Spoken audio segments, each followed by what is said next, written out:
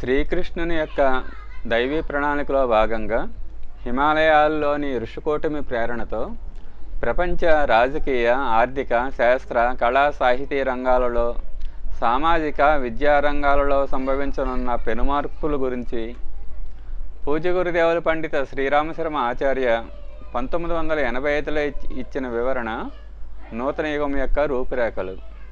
తెలుగు అనువాదము master RK. నవయుగ నిర్మాణంలో ప్రముఖ పాత్ర మధ్యతరగతి వారిదే.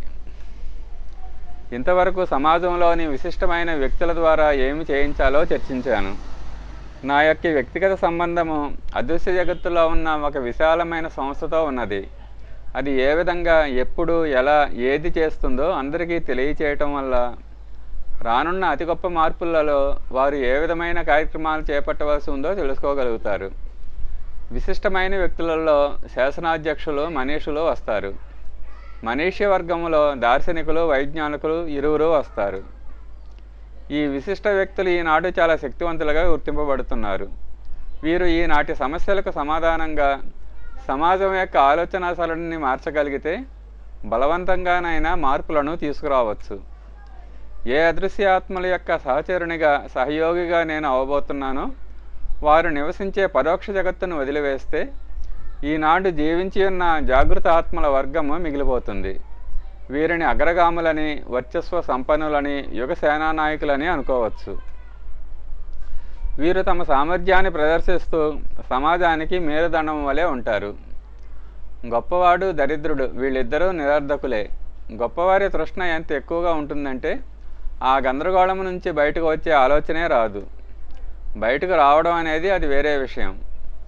కూడబెట్టడము, విలాసవంతమైన జీవితం జీవించడం, దానిని ప్రదర్శించడం, దీనికే కాలం సరిపోక ఇంకే పనిని చేయలేని స్థితిలో ఉంటారు. ఒకవేళ ఏదైనా చేయదలుచుకున్నా వారి చుట్టూ ఏర్పడిన భజన పరులు తమ గుప్పిట నుంచి వారిని బయటకు పోనివ్వరు.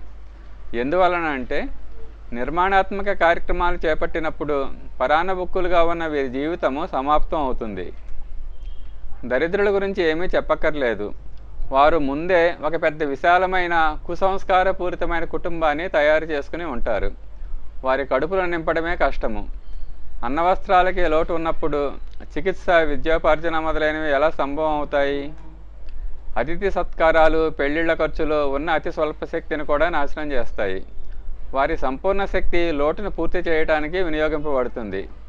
ఇక ఆదర్శముల పరిపాలన, సత్ప్రవృత్తుల పరిపోషణకు వారు ఏం చేయగలుగుతారు? అతి ఉచ్చ స్థితిలో ఉన్నవారు, అతి నీచ స్థితిలో ఉన్నవారు, ఈ ఇరు వర్గాలు సమాజానికి సమానముగానే నిరుపయోగులు, భారస్వరూపులు. ఇక పనికి వచ్చే సముదాయము మధ్యమ వర్గమే, మిడిల్ క్లాస్. వారికే కొన్ని సాధనాలు, వనరులు, కాలము మిగిలే అవకాశం ఉంది. కేవలము సుకేంద్రిత దృష్టే, సెల్ఫ్ సెంటర్డ్ విజన్ కాక ప్రపంచం గురించి కూడా వారు ఆలోచించగలుగుతారు. ఈ పంక్తులలో మధ్యమ వర్గంలో ఉన్న విచారశీల, భావనాశీల, లోకహిత ప్రయోజనాలలో రుచి తీసుకొనగలిగే వ్యక్తుల గురించి చర్చిస్తున్నాను. చరిత్ర యొక్క దీర్ఘకాలీన అధ్యయనం తర్వాత జాతి, వంశంతో సంబంధం లేకుండా దేశము, ధర్మము, సమాజము, సంస్కృతి యొక్క సేవ ఈ మధ్యవర్గ సముదాయంలో ఉన్న వ్యక్తులే చేశారు అన్నది స్పష్టంగా తెలుస్తుంది. వారిలో కూడా ఎక్కువ మంది అనుభవము, సవ్యమైన ఆలోచన విధానము లేకపోవడం వల్ల మహత్వపూర్ణ పరివర్తనాలు సాధించగలిగే పనులను చేపట్టలేరు. వయసు మళ్ళిన వారు శారీరక, మానసిక సామర్థ్యాలు తగ్గటం వల్ల వారే ఇతరుల సహాయం కొరకు ఎదురుచూస్తూ ఉంటారు. అంతేకాక కుటుంబ బాధ్యతలు ఎన్నో అతుక్కుని ఉంటాయి. అలవాటైన జీవిత ఆలోచన విధానాలు కూడా అడ్డుతగులుతూ ఉంటాయి. అందువల్ల యువక రక్తపు వేడి తగ్గి సంతులనాత్మక దృష్టికోణముతో ఉండే ఈ మధ్యమ వర్గపు మధ్య వయస్కులే ఈ పంక్తులలో చర్చించబడిన కార్యక్రమాలు చేయగలిగే శౌర్య పరాక్రమాలు చూపించగలరు. ఇటువంటి శక్తిగల సముదాయము సమస్త విశ్వములో వ్యాపించి ఉన్నది అని నా నమ్మకము.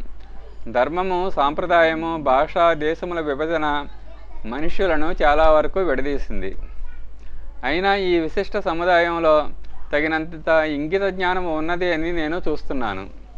అందువల్ల వీరు ఈ విపత్కర అత్యద్భుత సమయంలో తమ పాత్రను సవ్యంగా పోషించగలరు అని భావిస్తున్నాను.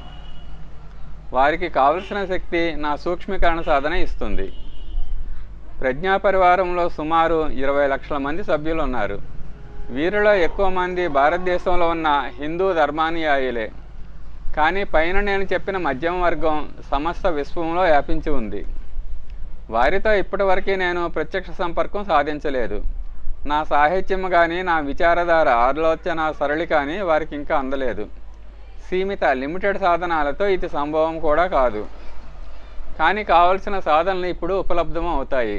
అందువల్ల ఈ సముదాయంతో నేను ఘనిష్ట సంపర్కము సాధించగలుగుతాను. వారికి ప్రజ్ఞా అభియానం, గాయత్రి పరివార్ అనే పేర్లు తెలియవలసిన అవసరం లేదు. కానీ వారు ఎక్కడి నుంచో ఒక ప్రబల ఆలోచనా స్రవంతి వారిని తమ వశం చేసుకున్నట్టును అనుభూతి చెందుతారు.